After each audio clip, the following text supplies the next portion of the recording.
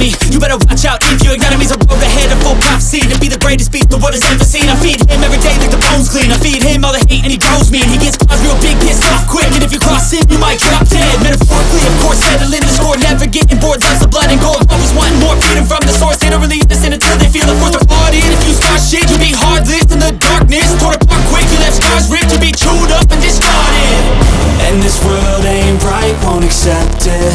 Negative energy, I expect it. Once it's in your mind, it's infectious. So fight for